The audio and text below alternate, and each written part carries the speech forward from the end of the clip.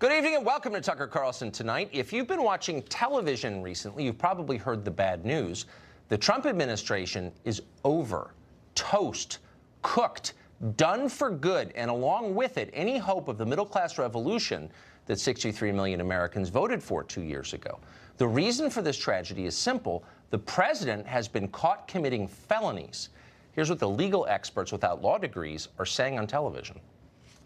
If precedent means anything in the Trump era, Donald Trump must be impeached because of the crimes prosecutors say he committed in the Michael Cohen case. Both parties need to get on board to pass articles of impeachment. You have conspiracy, you have obstruction, you have campaigns finance, and you have emoluments. If the Democrats do not pursue this vigorously, they will be in some ways held accountable for abdicating their responsibility. It goes to the moral question, the ethical question.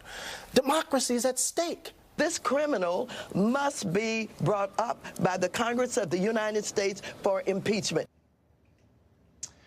We're not even going to show you the Don Lemon tape. There's a lot of emotion there. But to sum up, they're telling us that we're staring down the barrel of a constitutional crisis.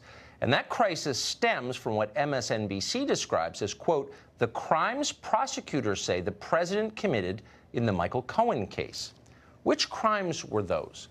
We have the answer. The relevant details were spelled out in a piece that ran over the weekend in the New York Times under this headline, quote, prosecutors say Trump directed illegal payments during campaign. The gist of the story is this. Trump's former lawyer, Michael Cohen, has told federal prosecutors that he facilitated payments to two women who said they had affairs with Donald Trump. And then, well, actually, that's it. That's the entire story right there. Paying these two women, say federal prosecutors in their flacks at NBC News, was a serious crime, a crime worthy of impeachment, if not indictment. Okay, but you might be wondering, how exactly is that criminal? Well, we're going to explain it to you. We're going to start by stipulating that everything Michael Cohen has told the feds is absolutely true. Now, assuming honesty isn't usually a wise idea with Michael Cohen, but for the sake of argument, let's do it in this case. Everything he says is true. Why is what Cohen is alleging a criminal offense? Remember the facts of the story. These are undisputed. Two women approached Donald Trump and threatened to ruin his career and humiliate his family if he doesn't give them money. Now, that sounds like a classic case of extortion. Yet, for whatever reason, Trump caves to it, and he directs Michael Cohen to pay the ransom. Now, more than 2 years later, Trump is a felon for doing this. It doesn't seem to make any sense. Oh, but you're not a federal prosecutor on a political mission. If you were a federal prosecutor on a political mission, you would construe those extortion payments as campaign contributions. You'd do this even though the money in question did not come from or go to Donald Trump's presidential campaign. Then you'd claim that Trump and Michael Cohen violated campaign finance law because they didn't publicly disclose those payments, despite the fact that disclosing them would nullify the reason for making them in the first place, which was to keep the whole thing secret. That is the argument you would make, both in federal court and through your proxies on cable television. It is insultingly stupid, but because everyone in power hates the target of your investigation, nobody would question you. And that's what's happening right now. Now, by this reasoning, any money a political candidate spends to maintain or protect his image while running for office now qualifies as a regulated campaign donation and has to be disclosed. That would include, by the way, in addition to an infinite number of other things, buying toothpaste and getting a haircut. It would definitely include the taxpayer finance slush fund that Congress has set aside to pay off its own sexual harassment claims. Yes, those now qualify as campaign contributions. They must be publicly disclosed. Except, of course, they're not publicly disclosed, and they never will be. Why is that? Easy. Well, that might be a question for congressional leaders, including, now that we think about it, Congressman Adam Schiff of Burbank, California. He's the incoming chairman of the House Intelligence Committee, a very powerful man in the Congress. What does Mr. Schiff have to say about Congress not disclosing the very same payments that Democrats say Trump should be impeached for not disclosing? Let's ask him. There's a very real prospect that on the day Donald Trump leaves office, the Justice Department may indict him, that he may be the first president in quite some time to face the real prospect of jail time. Trump knows that he's facing some pretty strong criminal liability when he leaves office, one way or another. And, you know, even if a sitting president can't be indicted, he's got to know his future looks like it's behind bars unless he cuts some sort of deal with the prosecutors. So to translate, Trump's a criminal. He's going to jail for committing a smaller version of the same made-up crime that we in Congress have committed for years and forced you to pay for. And by the way, we're never apologizing for that because we don't have to, and CNN isn't going to make us. Screw you, America, and your stupid election. We're in charge. That's the real message here, in case you missed it. Chris Hahn is a radio host and former aide to Senator Chuck Schumer, and he joins us tonight. So, Chris, I know you don't like Trump. That's fine. But speak slowly so I can understand and explain to me why paying off someone who is extorting you, threatening to make public details of your personal life if she doesn't get paid, why paying that person is a felony. Well, first of all, we don't know that there was actual extortion here. We know that a payment was made. There was a catch and kill deal with the National Enquirer. Whether or not it was extortion, that hasn't been proven yet, nor has it even really been alleged in many cases. Well, I'm alleging. Let me just stop and say I'm alleging it because it's obvious. You're not going to pay $100,000 or $150,000 or $200,000 to someone unless there's a threat to you and your reputation. This is extortion. Now, I don't know why it's not being prosecuted. I don't know why Trump isn't defending himself on those grounds. I would, but it clearly is extortion. Well, but why is it a crime to pay off someone who you had an affair with? Sometimes people want to tell us. They want to tell a story that he doesn't want told. He says, "Hey, just tell it to me. I'll pay for it and pay it's for yourself." Extortion. That's what he did. That's what that. If I did that to you, you would call it. If I said, "Look, I know a detail about your sex life, Chris Hahn, and I'm going to tell it on my show on TV unless you pay me," that would be extortion, obviously. So this is extortion. But leaving that aside, why is it a felony to pay women you've had sexual relationships with? It's not a felony. It's a felony to do a campaign expenditure and not disclose it. And that's what How is this that a has campaign been. expenditure? This seems to have been a campaign. He made this during the campaign for the purposes of the campaign. There are tape recordings of him discussing this with Michael Cohen. And that's just for the purposes of the campaign. But hold on. I'm confused. No, it's not a small thing. It's the thing. This is the crime that the New York Times told us on Saturday. Federal prosecutors are alleging the president committed. It's a felony.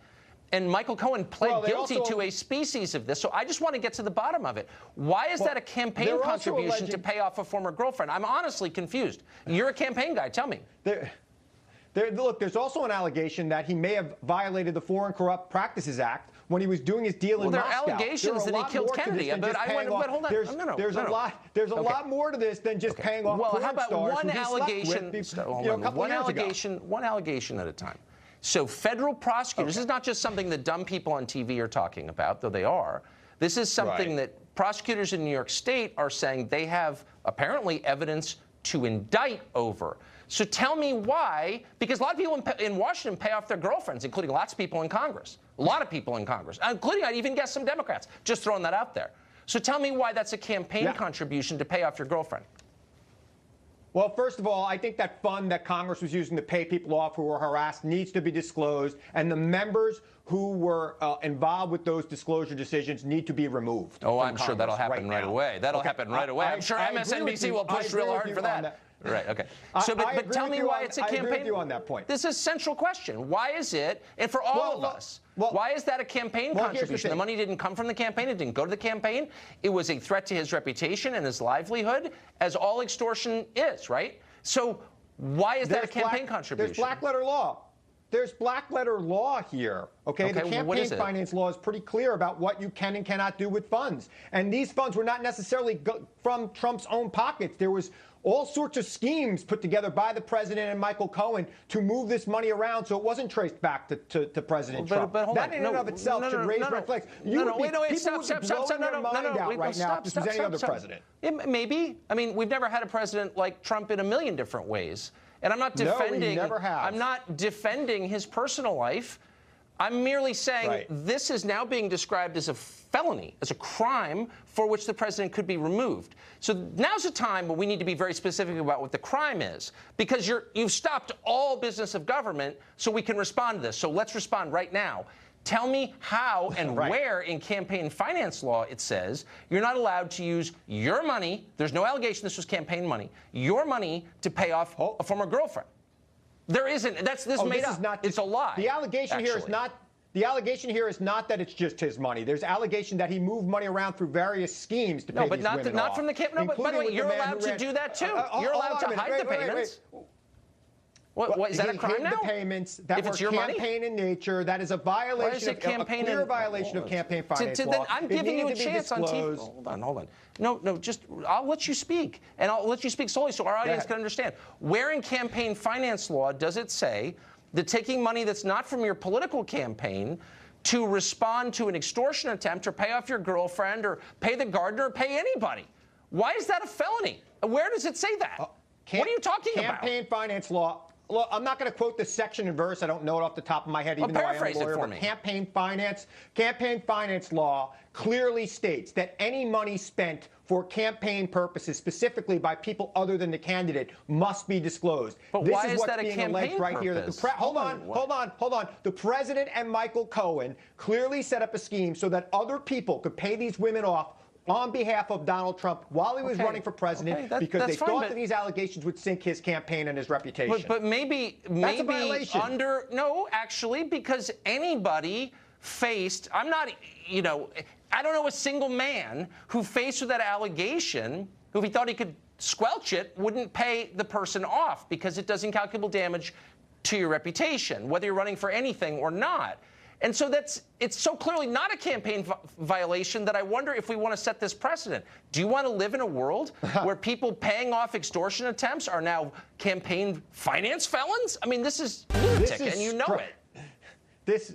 This is strikingly similar to what happened to John Edwards. I'm not and it's awful. It's awful what happened to John Edwards. This is strikingly similar situation. And what happened to him was wrong. Look, it was another populist they took out with this BS campaign finance nonsense. Exactly what happened. Look, anyway, it is more than campaign finance law. Well, it's more than campaign finance law. It is the Foreign Corrupt Practices Act. Well, that's a totally separate thing. Problem. Look, if he violated that, I would defend it. And it's also but in this case, Cohen, this is made also up. part of this. All right. Chris Hunt, thank you. Thank you, Good to see you. One of the most hysterical reactions in the past few days came from a former Obama administration U.S. attorney who says the president should be stripped of his office. It could be that President Trump procured the presidency by fraud. When immigrants procure their citizenship by fraud, we strip them of their citizenship. When a president procures his presidency by fraud, should we consider doing the same? Alan Dershowitz is, of course, a retired Harvard Law School professor. He's the author of the book, The Case Against Impeaching Trump, and he joins us tonight. Professor, I got a couple questions, but the first relates just to the soundbite we played.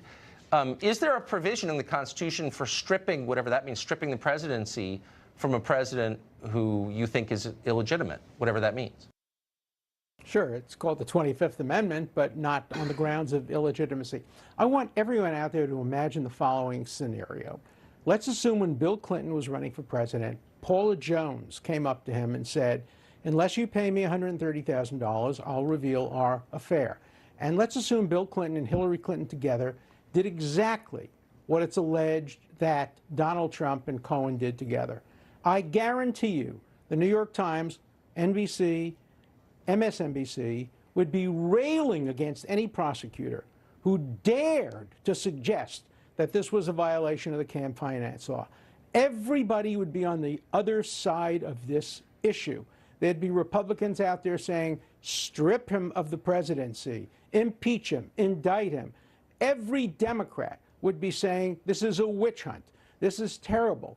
We need a single standard. If you wouldn't go after Bill Clinton, don't go after Donald Trump. If you're going after Donald Trump, then you have to go after Hillary Clinton for everything that she allegedly did. For example, one of your guests talked about the Federal Corrupt Practices Act. That applies when you bribe a foreign official. What they're arguing is that there was a rumor that maybe somebody offered Putin a penthouse in a tower that Trump was thinking of building in Moscow. And if that had been done, it would be a violation of the FCPA, Federal Corrupt Practices Act. But it's all based on hypotheticals and maybes. And I just want everybody to apply the shoe on the other foot test. If Hillary Clinton were president and the Republicans were saying lock her up, everybody would be on the other side. They'd be screaming about how dare you expand criminal statutes, how dare you expand the criteria for impeachment. Now all these liberal Democrat, fair-weather civil libertarians are saying the hell with the Constitution, the hell with civil liberties, put all that aside, get Trump. That's the most important consideration. Get him by any means possible. This is such a danger to our constitutional system that I would hope that true civil libertarians would rebel against it as I am. Is it unfair to describe this scenario as extortion? I say, I know something about your sex life. I know a secret about you that you want to keep, that's non-criminal, but that you want to keep hidden. And unless you pay me money, I'm going to reveal it. That seems like textbook extortion to me. Why is it not? It is absolutely textbook extortion, and there ought to be a prosecution of any person, man or woman, who approaches any candidate or anybody else and says, unless you pay me money, I'm going to reveal a sex act that occurred. That is absolute classic extortion. And it's shocking that the special counsel looking into this, who has a broad mandate, he described it very broadly, isn't looking into the extortion committed by at least the porn star, whose lawyer obviously approached the candidate or the candidate's people and threatened exposure. Otherwise, why would you pay? Just listen to the tape. The tape makes that clear, the tape that Cohen made unwittingly of President Trump. It's clear that they were paying off an extortion in order to prevent these issues from coming out for multiple reasons, to protect his family, to protect his brand, possibly to influence the campaign. Let's remember one more thing. A president can contribute a candidate as much as he wants. If Bloomberg runs for president, he could announce tomorrow, I'm not taking a nickel. I'm putting $1 billion of my own money into this campaign. That's perfectly legitimate. As far as reporting is concerned, it's the campaign that has to report. And if these payments had to be reported, they had to be reported after the election. The reporting time was after the election. So it couldn't have impacted the election. So the absurd notion that he won the presidency by fraud and should be stripped of the presidency reflects incredible ignorance about the timing here and how these statutes operate. This is getting so crazy, it's making my head spin. I appreciate your coming on and explaining that to us, Professor. Thank you very much. Thank you. Well, we've been saying it for a couple of years. Now we have hard scientific evidence that, in fact, big tech is altering and harming the brains of children. Is it time to do something about that? What if we knew it was true? Well, we do know it's true now. We've got details next.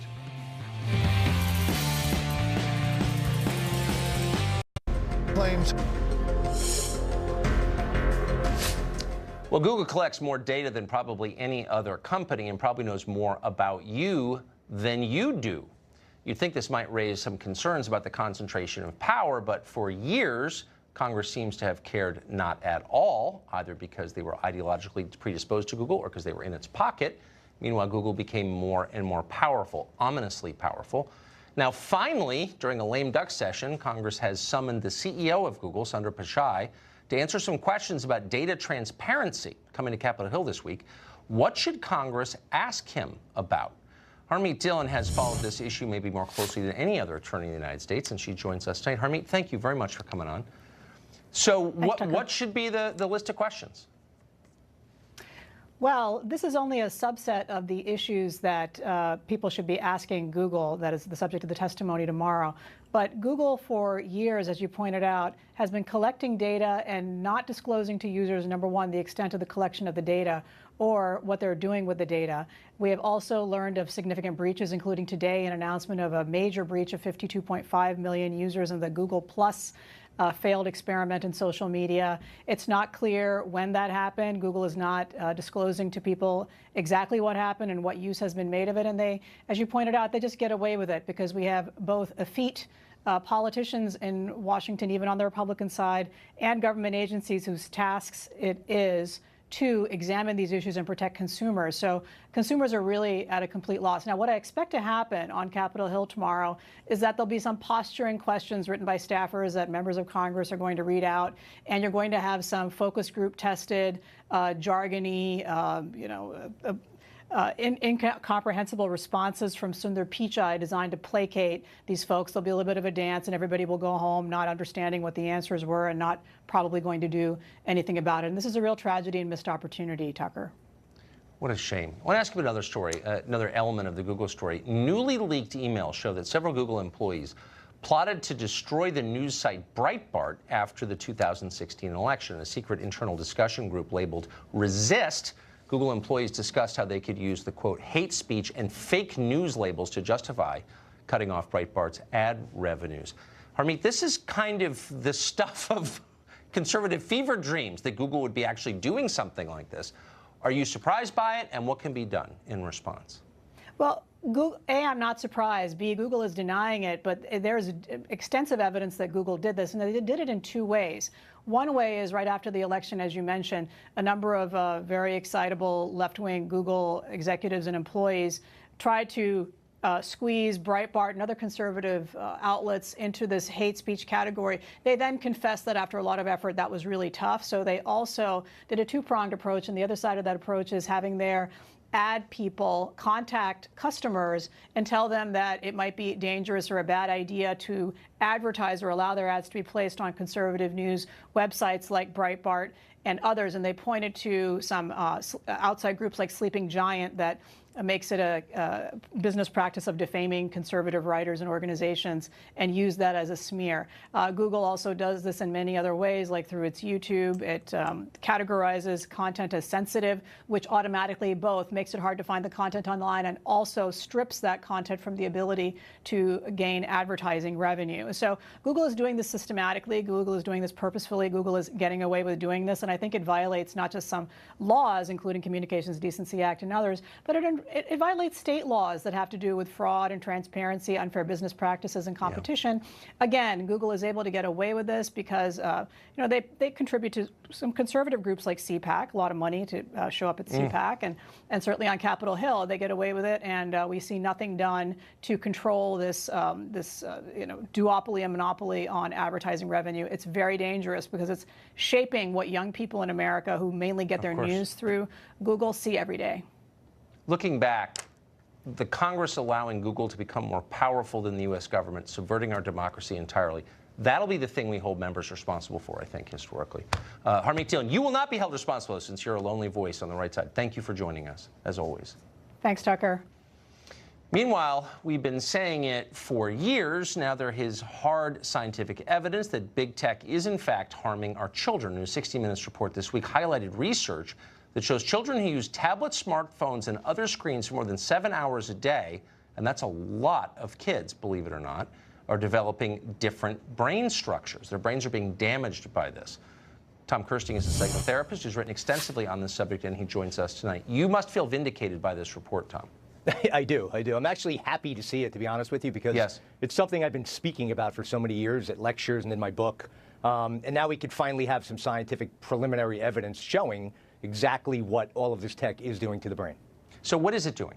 Well, first of all, the area of the brain called the cortex, which is the outer layer of the brain, the preliminary study that the researchers conducted shows a premature thinning of that part of the brain, okay? Which is kind of frightening considering the importance of that part of the brain, what it does, how it's very important just for human beings in terms of organizing, planning, and a host of other different things. Another component that you don't hear much about is something called neuroplasticity, which is actually the greatest breakthrough in modern-day psychology. And the term plasticity meaning that the brain, although very strong and rigid, can be molded and shaped if placed in the right environment for 3 or more hours per day. We know that the average kid is spending 9 hours a day on average in what I consider to be the most highly stimulating of worlds. And what happens is the brain will actually grow new neural pathways, or will reorganize its circuitry to adapt to that cyber world. And the problem is, what I'm seeing clinically is an unadapting of young kids in the real world, having a very difficult time coping with just the trivial nuances of life, the anxiety disorders, the depressions, and so forth. Yeah, well, and it's all kinds of measurements are showing the horrifying results of it. How young exactly are kids getting addicted? Well, we're seeing right now that there's some research that came out recently that there's kids as young as 2 years old showing signs of depression. And right now, the average age for first smartphone issuance is about age 10. And, when I give lectures, every parent knows that this is bad, but it's sort of, what you talk about it, you love the term groupthink. I use the term social conformity. We tend to do what everybody else is doing. And parents, anybody listening, you have got to do what is in the best interest of your child, not what everybody else around you is doing. So can you just give me the 20-second answer to the question I always ask you, which is, why are we so passive in the face of this? If 2-year-olds were huffing on Marlboros, we'd say, you know what, no, not allowed. But we just sort of sit back and let our society collapse in the face of this. Why? Well, the reason, in my opinion, the reason why is, and I always talk about common sense, all right? It's pretty clear if we go walk around and everybody's got their heads buried in a device all day long. You pull up to a traffic light and they can't even contain themselves for a minute without looking at their device. It's pretty clear that it's having an impact on their behavior. Now, the reason why nobody's doing anything about it is because we're always looking for scientific evidence, all right? And now we have some of it, and we're going to start seeing a lot more of it. And we're going to start seeing some changes as a result, Tucker. Yeah, and we waited too long for the studies to confirm the obvious. Tom, thank you very much. Thank you. Well, Hollywood doesn't need to remake 1984 again. Not that they would, it's probably illegal. But they already do a perfect job of replicating it in real life. They are living the plot line of George Orwell's novel. Kevin Hart is the latest person to be destroyed for statements that he made many years ago. We'll tell you his story after the break.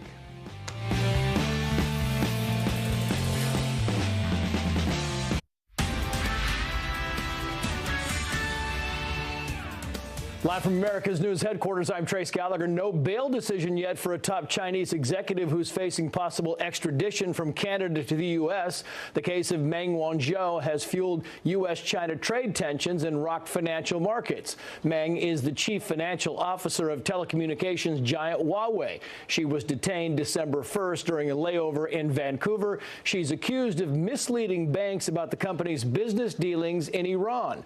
There is a concerning uptick in paralyzing illness among children. The Centers for Disease Control and Prevention now says there have been more cases than ever. There are 158 confirmed cases so far this year. The illness, called acute flaccid myelitis, causes paralysis in the face, neck, back, arms, or legs. The symptoms usually come a week following a fever and respiratory illness. I'm Trace Gallagher. Now back to Tony. Hollywood has issued a new decree, and of course everyone obeyed immediately. Kevin Hart's career must be destroyed. Just days after the comedian was announced as the next host of the Oscars, the now irrelevant awards show some people still watch, Hart was forced to step down over tweets and stand-up routines from about a decade ago that some said were anti-gay. Now, these tweets had already come to light. Hart had already apologized for them and said he was changing his routine, but it didn't matter. In today's political environment, there is no such thing as forgiveness or mercy.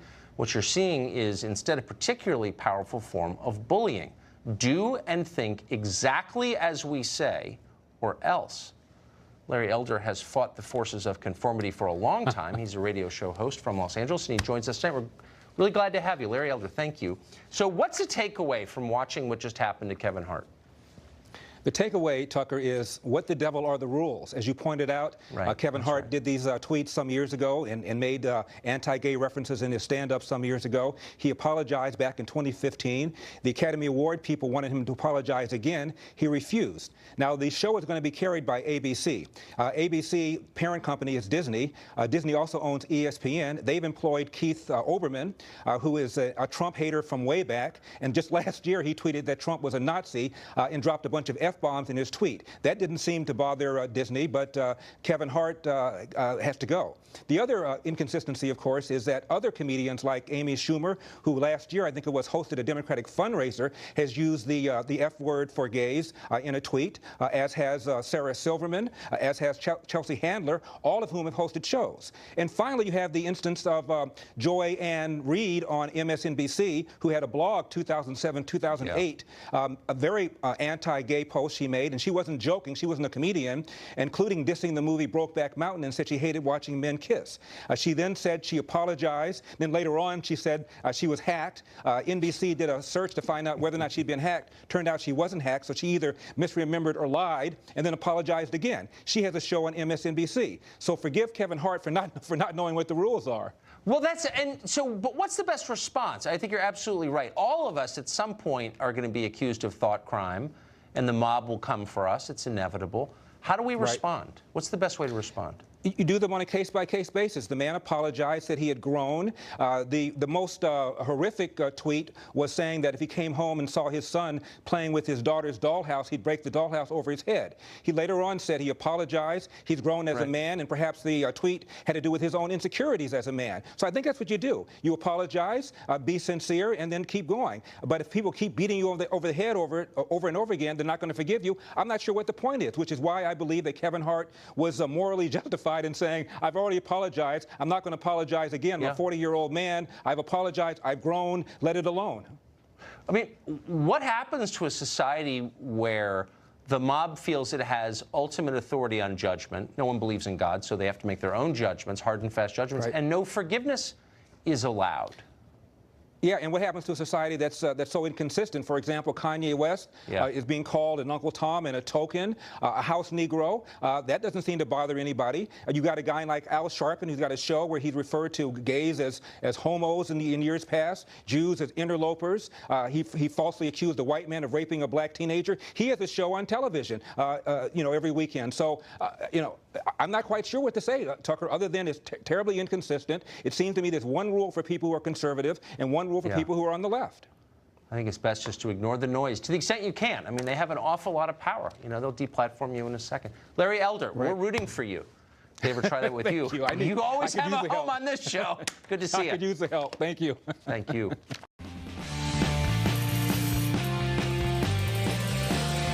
Has launched a new crackdown. How many news stories begin with that sentence? China has launched a new crackdown. Many. And they have once again launched a new crackdown, this time on their country's underground Christian community. In a coordinated sweep of nighttime raids, police rounded up about 100 members and the pastor of the Early Rain Covenant Church. Because the church does not submit to government control, it is illegal in China, and members have been forbidden from attending services. It's just the latest in a persecution wave that has shut down several different churches with thousands of Christian members. This is what actual religious oppression looks like. But a ruling class, the same people who boycott North Carolina over its bathroom laws, don't care at all. None of them are calling for boycotts or sanctions on China. There's no witch hunt against the countless universities, businesses, and lobbyists with massive financial ties to China and its authoritarian regime. In fact, to our ruling class, China is the future. If anything, it's a country we ought to emulate. So remember that next time they try to lecture you about how their values are better than yours. The war in Afghanistan, as you well know, has continued for 17 years. It's the longest war in the history of this country. We're still spending billions there. American soldiers are still dying there. It might all be worth it if we were still fighting for victory, but are we fighting for victory? In a newly leaked audio tape, former NATO commander Stanley McChrystal tells Secretary of State Mike Pompeo how the war in Afghanistan should be fought. It's not exactly the opening speech from Patton. Quote, "My best suggestion," he says, "is to keep a limited number of forces there and just kind of muddle along and see what we can do," unquote. Now, muddle along is not a strategy for anything, much less victory.